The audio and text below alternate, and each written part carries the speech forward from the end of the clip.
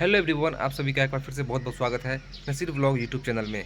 तो फ्रेंड्स, आज है इस जर्नी का डे 3 और आज हम पोखरा को अलविदा करने का समय आ गया है। तो हम लोग अब फटाफट रेडी हो जाते हैं और पोखरा को अलविदा करते हुए निकलते हैं अपने घर की तरफ। ये है होटल का पार्किंग और हमने अपनी कार को पहले ही साइड में लगा रखा है क्योंकि पहले निकलना है। और ये कल ही रात में ये गाड़ी आई है और ये देखिए सामने से अर्टिगा जो है यहाँ एक्सीडेंट किया हुआ है। तो अब इस खूबसूरत से व्यू को अलविदा करने का टाइम आ गया है। रात हम लोग वहीं गए थे इसी जगह पे। तो अभी सुबह के 6 बज रहे हैं और हम लोगों ने पोखरा सिटी को अलविदा कर दिया है। ये पोखरा सिटी में एंट्रेंस और एग्जिट का मेन गेट है। अभी यहाँ का रोड तो सही है, लेकिन पोखरा शहर से बाहर जैसे ही निकलेंगे हम लोग 5-6 किलोमीटर के बाद रोड बहुत ही ख़राब मिलने वाला है हम लोगों को। तो यहाँ देखेंगे तो एक ब्रिज का निर्माण किया जा रहा है, जिससे हम लोग डाइवर्सन से राइट लेकर और टूटे फूटे रास्ते से ही अभी आगे जाने वाले हैं। और यहाँ से ख़राब रास्ता ही हम लोग को आगे मिलने वाला है। जैसा कि आपको पता है कि पोखरा और काठमांडू की तरफ का जो रास्ता है उसमें ऑलमोस्ट 75 किलोमीटर का डिस्टेंस में जो है वो 4 लेन बनाया जा रहा है। इसी कारण से रोड ख़राब है। और ये देखिए सामने जो गाड़ी जा रही है यह है टोयोटा कंपनी की लैंड क्रूज़र, जो कि इंडिया में इसका जो जनरेशन चल रहा है अभी उसके अकॉर्डिंग ऑलमोस्ट 1.5 करोड़ से 2.5 करोड़ इंडियन रुपीज़ में यह गाड़ी मिलती है। और यह गाड़ी ऑलमोस्ट फर्स्ट जनरेशन होना चाहिए टोयोटा की, जो कि नेपाल में चल रही है। तो सोचिए उस ज़माने में भी टोयोटा की लैंड क्रूज़र नेपाल में चला करती थी। अब ये कितनी पुरानी होगी इसका अंदाज़ा लगाना भी मुश्किल है। हम लोग ग्रीन डीज का मज़ा लेते हुए आगे की तरफ बढ़ रहे हैं। और यह जो आप देख रहे हैं ये बिल्कुल स्ट्रेट ऊपर की तरफ चढ़ाई है। राइट साइड में जो है वो कंस्ट्रक्शन का काम चल रहा है, जिस कारण से यह ऑफ रोडिंग करने को हमें मिल रहा है। और जो वीडियो में आपको दिखाई नहीं दे रहा है बिल्कुल उससे भी ज़्यादा ये चढ़ाई है। और बिल्कुल एक गियर में किस तरीके से गाड़ी ऊपर जा रही है आप देख सकते हैं। और आने के लिए जो है वो राइट साइड से अलग गाड़ी है। ये हम लोग इस साइड से जा रहे हैं लेफ़्ट साइड से ऑफ रोडिंग करते हुए। तो टियागो का ग्राउंड क्लियरेंस तो ठीक ठाक है, लेकिन जब उसमें हम लोग 4-5 लोग बैठ जाते हैं तो इस तरह के रोड में आपको कहीं ना कहीं टच होता हुआ दिखाई देगा, जो कि यहाँ भी हमें टच हो रहा था। ये देखिए यहाँ भी ऊपर पहाड़ पे मशीन लगाकर पहाड़ को तोड़कर रोड की चौड़ीकरण की जा रही है। ये ऊपर बीच में जेसीबी लगाकर ऊपर में काम चल रहा है। यहाँ क्या हो रहा है ना कि जब ऊपर से पहाड़ तोड़ा जा रहा है तो वो टूटकर नीचे रोड पर गिर रहा है। तो इसी कारण से हमारी सुरक्षा को देखते हुए हर 10 मिनट के लिए रोड को ब्लॉक कर दिया जा रहा है। भाई ये देखो कितनी ख़तरनाक तरीके से गाड़ी गंदी पड़ी हुई है। और हाँ, एक बात तो है कि ग्राउंड क्लियरेंस जो है वो थोड़ा सा और ज़्यादा होना चाहिए, क्योंकि हमें 4-5 जगह जो है टकरा गई है नीचे से। तो ये देखिए जो भी पत्थर गिरे हैं सड़क पे उसे जेसीबी की मदद से साइड किया जा रहा है। और इसी 10-15 मिनट में देखिए कितना ज़्यादा भीड़ लग गया और गाड़ी की कितनी लंबी लाइन लग गई है। ये चलिए अब हमारी रास्ते जो है वो क्लियर हो चुकी है और पत्थर को साइड करने का काम हो रहा है साइड में। उसके बाद फिर 10-15 मिनट के बाद जब गाड़ी पूरा क्लियर हो जाएगा तो फिर से लॉक कर दिया जाएगा। यहाँ बहुत देर के बाद हम लोगों को एक बढ़िया सा फ्यूल स्टेशन दिखा। तो सबसे पहला ज़रूरी काम होता है कि गाड़ी के टैंक को फुल कर लिया जाए, क्योंकि पहाड़ में पता नहीं कहाँ तेल मिले ना मिले। यहाँ का जो प्राइस है वो 177 है। भाई साहब ये देखो कितनी बड़ी क्रेन जा रही है इस रास्ते में। वो जो 75 किलोमीटर का पैच था वो समाप्त हो गया है। उसके बाद देखिए कितनी खूबसूरती के साथ यह रोड है। राइट साइड में पूरा पहाड़ है, लेफ़्ट साइड में नदी है, खाई है, और उसके बाद फिर से पहाड़ स्टार्ट हो जा रहा है। क्या खूबसूरती है, क्या ग्रीनरीज है, बहुत ही कमाल। सारा थकावट दूर हो गया इस पर। ऑलमोस्ट 100 किलोमीटर के बाद ये फर्स्ट स्टॉपेज है और ये गाड़ी का दशा देख लीजिए क्या हो गया है। कि तो हम लोग अभी नीचे जा रहे हैं। अगर पानी सही रहा तो इस नदी के पानी का हम लोग लुत्फ़ उठाएंगे। कार को बिल्कुल साइड करके लगा दिए हैं और एक जगह से रास्ता मिला जहाँ से हम लोग नीचे उतर सकते हैं। ये रास्ता है नीचे जाने के लिए, आप देखेंगे तो इस साइड से रास्ता है और ऊपर में यहाँ से सड़क दिख रहा है। यहाँ से पैदल पैदल करके हम लोग अभी नीचे जा रहे हैं। और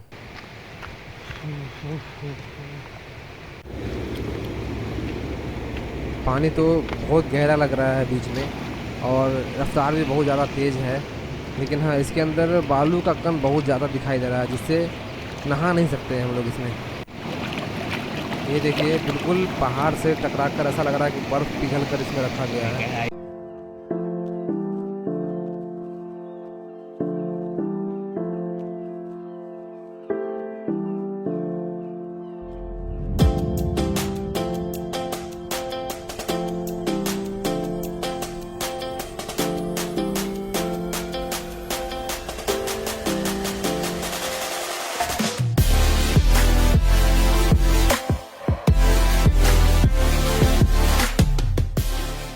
पानी तो बहुत ठंडा है, लेकिन एक समस्या है कि इसका जो गहराई है वो भी ज़्यादा है और बालू है पानी में।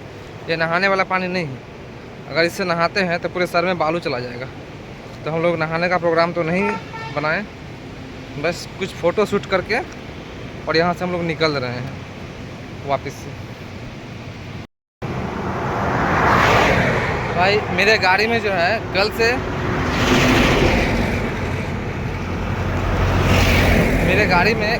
एक समस्या लगातार आ रही है, और वो है बैटरी डिस्चार्ज हो जाने की समस्या। अभी गाड़ी को 2-2.5 साल हुआ है, हो सकता है कि बैटरी भी ख़राब हो गया होगा। लेकिन जब इस गाड़ी को चलाते हैं हाई आरपीएम पे और गाड़ी का स्पीड कम रहता है, तो उस टाइम क्या हो रहा है कि इसका कूलिंग फ़ैन ऑन हो जाता है। कूलिंग फ़ैन ऑन हो जा रहा है, ठीक है, इंजन गर्म हो जाने के कारण। लेकिन दिक्कत जब ये आती है कि जब गाड़ी को बंद कर देते हैं, फिर भी कूलिंग फ़ैन जो है वो ऑन ही रहती है, और जब तक इंजन ठंडा ना कर दें। इस कारण से मेरी गाड़ी का बैटरी जो है वो डिस्चार्ज हो जा रहा है। लेकिन चलिए, अभी सही है। तो देखिए, एक और खूबसूरत सा ब्रिज क्रॉस करने को हमें मिल रहा है। लेफ़्ट साइड में देखेंगे पूरा का पूरा पहाड़ है, और राइट साइड से भी पहाड़ है। लेकिन एक और ब्रिज आपको दिखाई दे रहा है। ऐसा देखने से लग रहा है कि ये ट्रेन के लिए ब्रिज बनाया गया है। लेकिन आपको बता दें कि नेपाल में कहीं भी ट्रेन की सुविधा नहीं है। असली मज़ा तो इसी रास्ते पे गाड़ी चलाने का है। यहाँ से अब बिल्कुल रास्ता ऐसे ही है, लगभग ऑलमोस्ट 70-80 किलोमीटर के आसपास। तो ये रास्ता चाहिए होता है सफ़र में।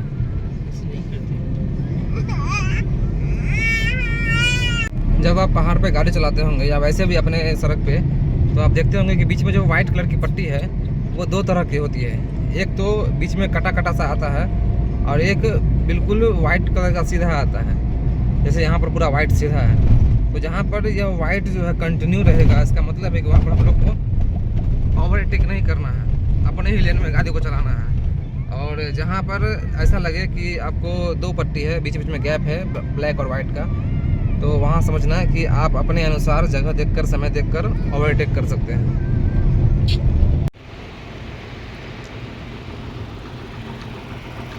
इंजन तो बहुत गर्म है, और ये जो आप देख रहे हैं ये वाइब्रेट कर रहा है। मेरा एयर फिल्टर है शायद ये। यहाँ से आप देख रहे हैं नट जो है ये ढीला तो नहीं है, हम हाथ से छू कर देखें ढीला नहीं है, लेकिन फिर भी यहाँ से जो है वो वाइब्रेट कर रहा है। शायद ये टाइट किया हुआ नहीं है या फिर ऐसे ही रहता है, पता नहीं, इसको भी चेक करवाना होगा। और ये जो फ़ैन है, ये अभी फ़ैन चल रही है, और अभी हम गाड़ी बंद करके देखते हैं गाड़ी फ़ैन चलती है कि नहीं चलती। गाड़ी बंद करने के बाद हाँ, ये फ़ैन बंद हो गई। तो इसी तरीके से क्या होता है, जब इंजन बहुत ज़्यादा गर्म रहती है तो गाड़ी बंद करने के बाद भी ये फ़ैन चालू रहती है, और इस कारण से बैटरी जो है वो डिस्चार्ज हो जाया करता है। और बैटरी डिस्चार्ज होने की वजह से ये होता है कि हमारा सेल्फ जो है वो काम करना बंद कर देता है, और हमको धक्का लगाना पड़ता है। हालांकि पहाड़ों पे क्या हुआ, मैक्सिमम टाइम्स 4 से 5 बार ऐसा हुआ है कि सेल्फ काम करना बंद कर दिया। उसमें से एक ही बार ऐसा धक्का लगाना पड़ा, क्योंकि पहाड़ पे गाड़ी था स्लाइड पे, तो जब गाड़ी ढलान पे था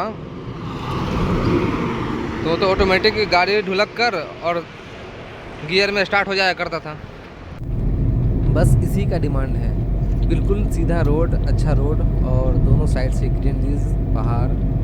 उसके बाद कितना भी आप गाड़ी को चला लो, भगा लो, आपको थकावट फील नहीं होगा। लेकिन हाँ, यहाँ का मौसम है ऐसा कि कुछ दूर चलते हैं तो कहीं भी आपको बारिश होता हुआ दिखाई देगा, कहीं भी आपको बादल लगा हुआ दिखाई देगा और कहीं भी तेज़ सनलाइट दिखेगा। यही है पहाड़ की खूबसूरती। बिल्कुल सीधा रोड है, देखिए।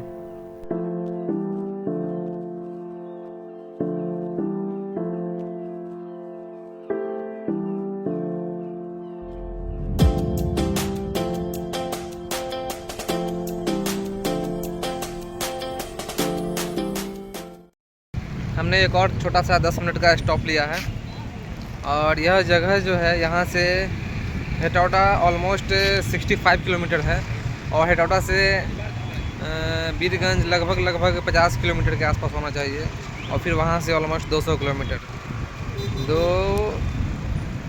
310 किलोमीटर के आसपास का डिस्टेंस जो है वो और तय करना है हम लोगों को। तो अभी तक हम लोगों ने ब्रेकफास्ट नहीं किया है, तो देखते हैं। क्योंकि हम तो नहीं खाएंगे, क्योंकि कल जो हम खा लिए थे खाना, चावल खा लिए थे, जिस कारण से हमें रास्ते में बहुत नींद आ रही थी। तो अभी हम चाहेंगे कि खाना नहीं खाएं, पानी और फ्रूट्स वगैरह लेकर यहाँ से चलें और फिर वहाँ पहुँच कर ही हम यहाँ से खाना खाएंगे।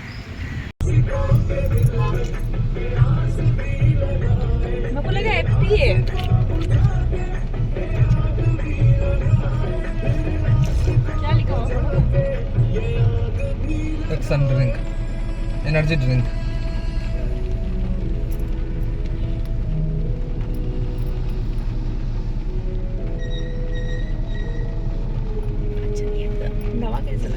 अभी नेपाली टाइम के अकॉर्डिंग 11:45 हो गया है।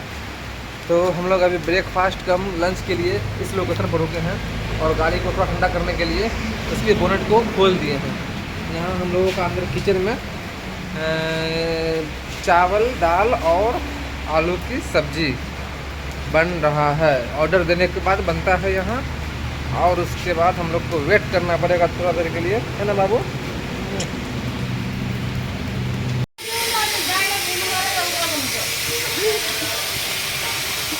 मेरा फोटो खींचा रहेगा।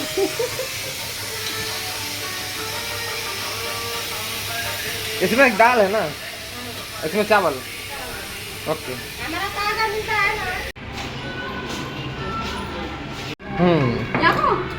Hema Malini, Hema Malini, yes, you are looking like Hema Malini, Indian actress, yes, heroine.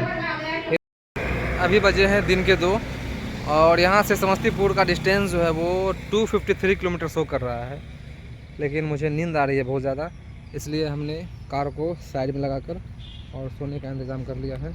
साथ ही एक नेपाली फ्लैग जो है मैंने परचेज़ किया है यहाँ से यादगार में ले जाने के लिए। थोड़ा सा आराम करते हैं, लगभग 15-20 मिनट, फिर निकलेंगे यहाँ से हेटौड़ा की तरफ। अभी अचानक से हमारे कार में 2 एरर आ गया। एक तो पहले से था जो कि बैटरी का, इसको हमने पहले भी बताया था। तो बैटरी या तो डिस्चार्ज है तो चार्ज नहीं हो रहा है, या फिर बैटरी ख़राब है, जो भी हो। एक बैटरी का सिग्नल आ रहा है, दूसरा गियर इंडिकेटर गायब हो गया। गाड़ी कितने गियर में चल रही है वो यहाँ शो करना ही बंद कर दिया है। ये प्रॉब्लम समझ में नहीं आ रही है मुझे, ये अभी अचानक से हो गया है। जय नेपाल, जय इंडिया। अभी हमने गाड़ी को रीस्टार्ट किया है, सेल्फ तो काम किया और बैटरी का जो इंडिकेटर था, जो बैटरी चार्ज नहीं हो रहा था, वो तो गायब हो गया। लेकिन जहाँ पर गियर इंडिकेटर शो करता है वहाँ पर कुछ नहीं शो कर रहा था और अभी न्यूट्रल शो कर रहा है। अरे देखिए, फिर 4 गियर शो करने लगा। इसी को बोलते हैं टाटा। हर बार एक नई मुसीबत के साथ आपके दरवाजे पर दस्तक देती है।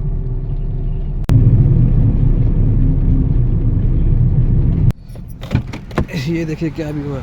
अभी हमने साइड में गाड़ी को रोका तो ज़रूर है, लेकिन इंजन ऑफ करने का सिस्टम अब जो है बिल्कुल बंद कर देंगे। डायरेक्ट अब घर पे ही गाड़ी को बंद करेंगे, क्योंकि हम 3-4 बार इस गाड़ी को धक्का देकर स्टार्ट करवा चुके हैं। अब ये बिल्कुल शर्मिंदगी महसूस होती है मार्केट में कि भाई गाड़ी को धक्का देकर स्टार्ट करने के लिए बोला जा रहा है। ये देखिए कितना अच्छा व्यू है। बस यहाँ पर 5 मिनट के लिए हम लोग एक छोटा सा ब्रेक लिए हैं।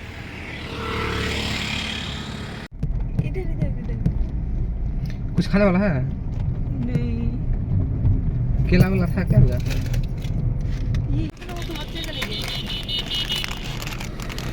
देखो सब उतर के आ रहा है। जल्दी बंद करो और तो सब छड़प जाएगा। देखो फाड़ रहा है सब। देखो देखो देखो वीडियो बना रहा है।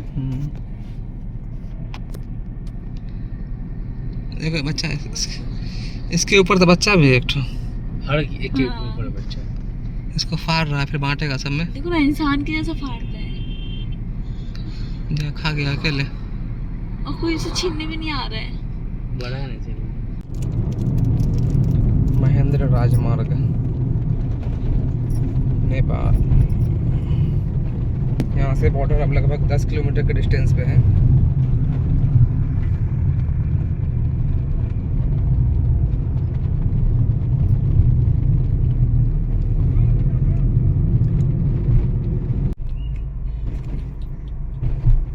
भाट भटेनी सुपरमार्ट में आपका स्वागत है। ये बीरगंज से जस्ट 2-4-5 किलोमीटर के डिस्टेंस पे ये भाट भटेनी मॉल है। तो अभी हम लोग भाट भटेनी सुपरमार्ट जोगमनी सॉरी बीरगंज में है। भाट भटेनी का जो मॉल है वो इससे पहले विराटनगर में, वो भी इतना बड़ा नहीं है, इससे छोटा है। और जो इटहरी में है, इटहरी में हमको लग रहा है कि इतना ही बड़ा है सेम। और इटहरी वाले कैंपस में भी इसी तरीके का वाटर फाउंटेन बना हुआ है। तो यहाँ भी वाटर फाउंटेन है जो कि अभी चल नहीं रहा है, वो शाम में चलता है। भाट भटेनी सुपरमार्ट, इसके अंदर जाकर देखते हैं किस तरह का फैसिलिटी है, क्या सब है। क्योंकि देखने में बहुत अच्छा लग रहा है इसलिए हम लोग रुक गए और यहाँ से डू नॉट लेंगे। फिर यहाँ से निकलेंगे हम लोग अपने बीरगंज होते हुए, रक्सौल होते हुए, मुजफ्फरपुर होते हुए मुसरी घाटी के लिए।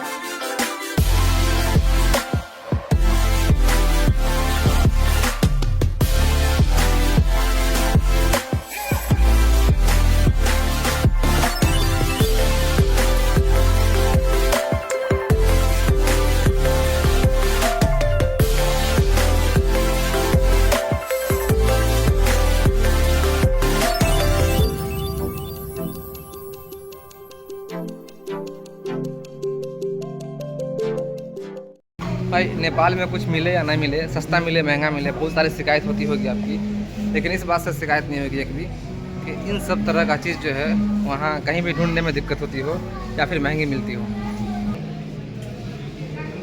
खाली खाने का होता है, पैसा निकालने का नहीं होता है।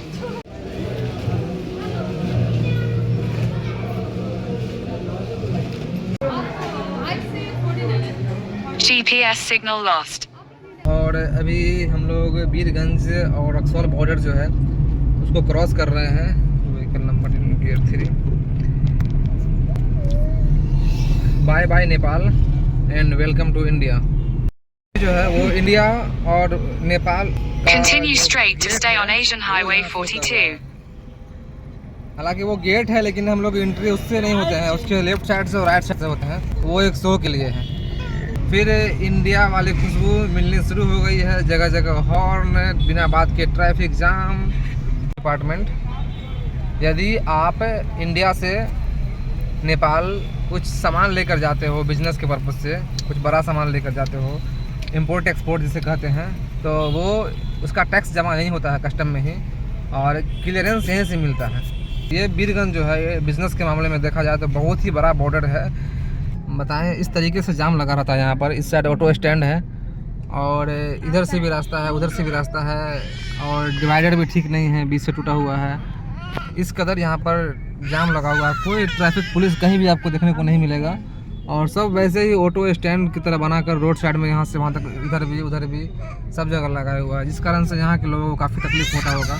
हम तो आज आए हैं, कल नहीं आएंगे, लेकिन यहाँ के रहने वाले लोगों को काफ़ी तकलीफ़ होता होगा। तो इसके लिए यहाँ के प्रशासन को एक सख्त से सख्त कदम उठाना चाहिए और इस अतिक्रमण को यहाँ से खाली करवाना चाहिए। अभी शाम के 7 बज रहे हैं और हमने मोतिहारी के लिए बाईपास रोड पकड़ लिया है, जो कि सिंगल वे है, लेकिन रोड खाली खाली है। ये हमारे पीछे में रिफाइनरी का एरिया है, जहाँ से बाईपास में कनेक्ट हुआ है रोड। और इस साइड जो टैंकर लगा हुआ है, वो मैक्सिमम टैंकर जो है वो नेपाल का ही है। वो यहाँ से आकर और वीरगंज के रास्ते से उस ऑयल को ट्रांसपोर्ट करते हैं नेपाल में। ये है मोतिहारी का बहुत ही फेमस मार्केट, जायसवाल होटल।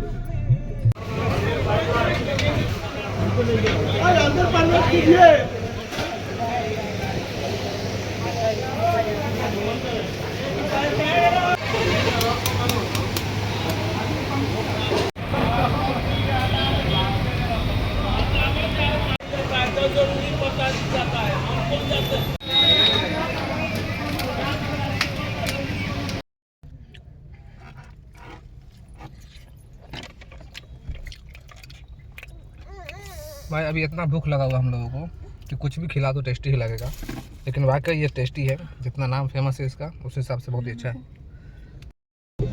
सच में भाई मज़ा आ गया कबाब और लेग पीस खाने के बाद।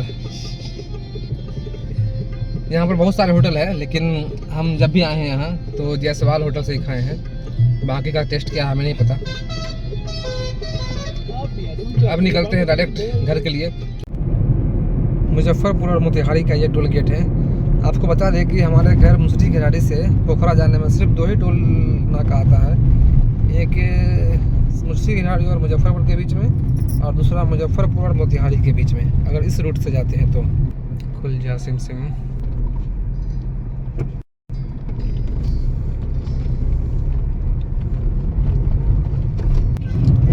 अभी मुजफ्फरपुर पहुंचने में ऑलमोस्ट 20 किलोमीटर का डिस्टेंस और रह गया है।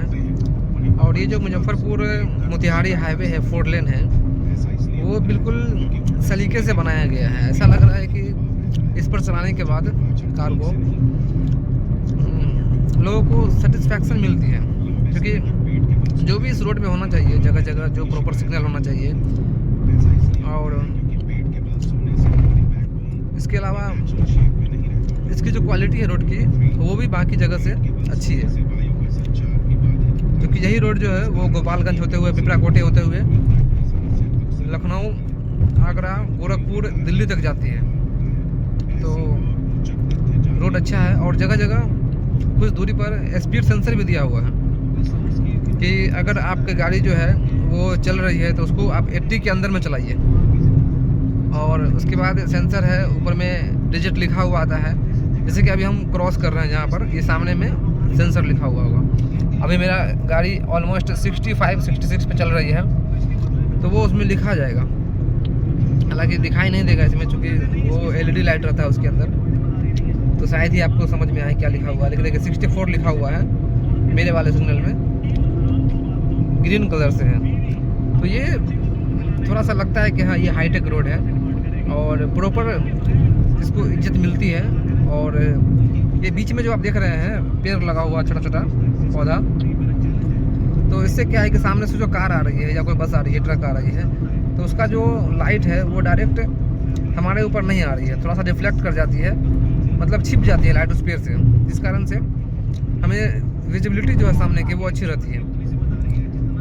और जगह जगह पता है यू टर्न भी बहुत कम है इसके अंदर, जगह जगह जो सिग्नल होना चाहिए, जो लाइट होना चाहिए, वो प्रॉपर तरीके से दिया गया है। और कहीं भी बड़ा सा गड्ढा या किसी तरह का कोई टूटा हुआ रोड ऐसा अभी तक हमको दिखा नहीं है। तो अच्छा लगता है जब बिहार में इस तरह का रोड कहीं दिखने को मिलता है। तो Turn right onto Baj Party, Razalpur Road, Gahadia, Durgastan Road. कहाँ पे है? In 500 meters, merge with Bajpati, Rasulpur Road, Gahadia, Durgastan Road.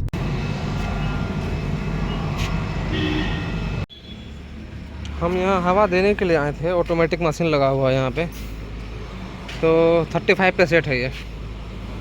हालांकि वो माइनस प्लस करने के लिए है अंदर में दिया हुआ, लेकिन ये तो मेरे में हवा ज़्यादा दिखा रहा है और हवा कम ही हो गया। और अब पता नहीं किस में कितना हवा था, लेकिन इस मशीन के अकॉर्डिंग जो है वो हमारे हर टायर में हवा ज़्यादा था। और किसी में 43, किसी में 46, किसी में 39, ऐसे करके हर में से हवा निकल ही गया, जबकि हवा यहाँ हम डालने के लिए आए थे। ठीक है, वॉशरूम जाते हैं, फिर वहाँ से निकलेंगे और सीधा दूसरी गाड़ी में ब्रेक लगेगी। हम आ गए हैं सेकेंड और लास्ट टोल गेट पर, जो कि यहाँ से हमारा घर जो है मुसरी गिराड़ी वो ऑलमोस्ट 35-40 किलोमीटर के पास आसपास है। और अभी जो हमारी गाड़ी फुल चली है वो 923, यानी कि 975-80 के आसपास जो है हमारा पूरा जर्नी रहेगा। और हम इस वीडियो को यहीं पर ख़त्म करना चाहेंगे, क्योंकि रात बहुत ज़्यादा हो गई है और घर जाकर हमें आराम भी करना है। सो बहुत सारी बातें हैं ऐसे जो इस वीडियो में नहीं हो पाई है और इस सीरीज़ को ख़त्म करने तक भी नहीं हो पाई है। बहुत सारे आपके सवाल होंगे, तो हम चाहेंगे कि आप इस कमेंट में अपने सवाल हमें ज़रूर पूछें। हम चाहेंगे कि नेक्स्ट वीडियो में उन सारे सवालों को आंसर कर सकें। हमें उम्मीद है कि आपको यह सीरीज़ पोखरा राइड का पसंद आया होगा, और इस वीडियो को बहुत सारा प्यार देने के लिए और इस वीडियो को यहाँ तक देखने के लिए आप सभी का एक बार फिर से बहुत बहुत शुक्रिया। मिलते हैं ऐसे ही किसी और वीडियो में। जय हिंद।